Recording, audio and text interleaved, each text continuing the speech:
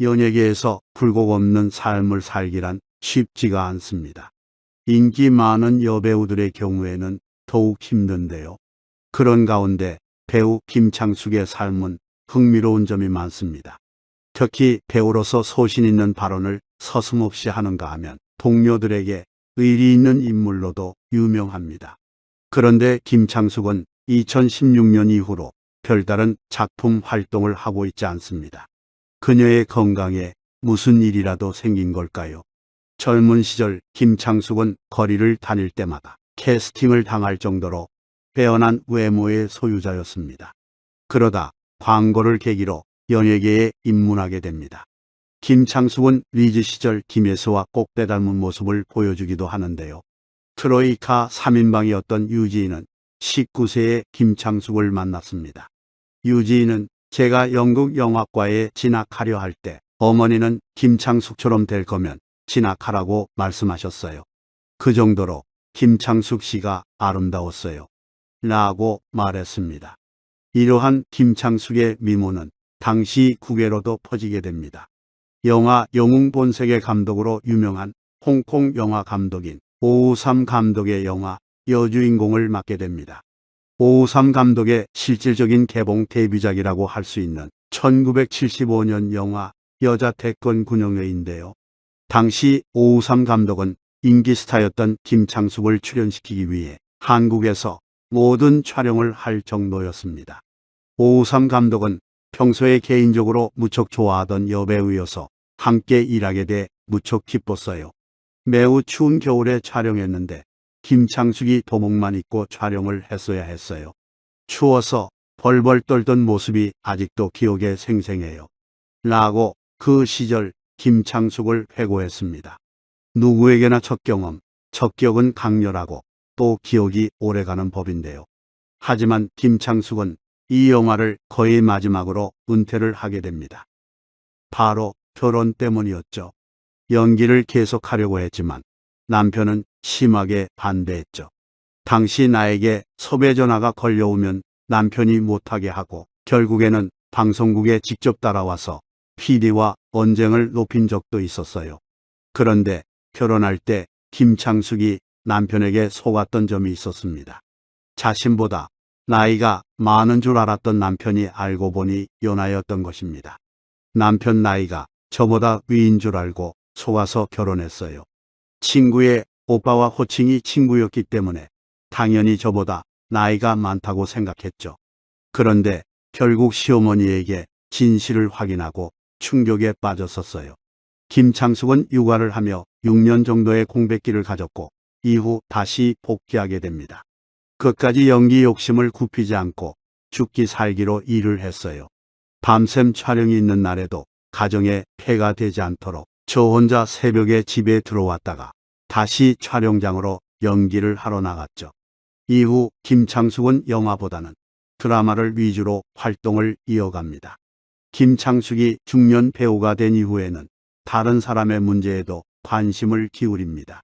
유방암 예방 홍보대사로 나선 것인데요. 사실 김창숙 역시 유방암에 별다른 주의를 기울이지 않았습니다. 그러다가 자신이 당해보고 심각성을 깨달은 것이죠. 사실 예전에 유방에 작은 망울이 생겨 전신 마취를 하고 제거하는 수술을 했어요. 그러다 방송 스케줄에 밀려 그 후로 종합검진 한 번 제대로 받아보지 못하다가 10년 만에 큰 맘 먹고 종합검진을 받았어요. 당시 병원에서 담당 의사가 유방에 작은 알갱이가 있는데 혹시 암세포인지 모르니 조직 검사를 해봐야 합니다. 라는 말에 김창숙은 큰 충격을 받습니다. 머리를 꽝 하고 한 대 얻어맞는 것 같았어요. 10여 년 전 유방에 생긴 작은 망울을 제거하는 수술을 받았으면서도 작은 알갱이가 다시 생길 것은 전혀 예상하지 못한 일이었거든요. 유방암은 평소에 예방을 잘하고 조기에 발견하면 거의 완치할 수 있어요. 또한 힘든 상황인 동료에게 손을 먼저 내밀기도 하는 인물입니다. 배우 박원숙이 전 남편이 떠넘긴 빚에 허덕이며 힘들었던 시기, 김창숙이 빚을 갚아준 것은 유명한 일화인데요. 박원숙은 김창숙은 내가 힘들었을 때 4천만 원을 빌려줬어요. 고맙고 정의롭고 의리도 있는 통이 큰 그런 여자죠. 라고 고마움을 전했습니다. 이에 대해 김창숙은 그때는 박원숙에게 힘든 일이 벌어졌으니까 조금 도움이 됐으면 좋겠다 했어요. 자기가 사업한 것도 아니고 결혼한 사람이 사업을 했는데 박원숙이 대표이사니까 빚이 당한 거죠. 라며 안타까워했습니다. 김창숙은 배우 노주현과도 인연이 있는데요. 두 사람은 TBC 공채 탤런트 동기입니다. 노주현은 해수가 좋은 배우인데 창숙 씨가 이쁘긴 더 이뻤지라고 칭찬했습니다. 또한 김창숙에 대해 경우가 있고 시원시원하고 자기 철학이 있는 사람이에요. 오래전서부터 봐왔는데 내가 은근히 정을 갖고 있죠. 라고 설명했습니다. 암 투병을 했던 배우 이경진과 만나는 모습이 방송에 나오기도 했는데요. 김창숙은 하루는 촬영하는데 애가 다 죽게 생겼더라고요. 보면서 쟤 어떡하지? 쟤 어떡하나 생각했어요. 집에 있다가 전화를 걸었죠. 라고 했습니다. 이어 김창숙은 그날 촬영이 있었는데 굉장히 힘들어 보였어요. 가봐야겠다고 생각해서 죽도 싸서 갔어요. 집에 가서 보니까 애가 다 말라서 일도 못하고 이러고 있더라고요. 라고 말했습니다.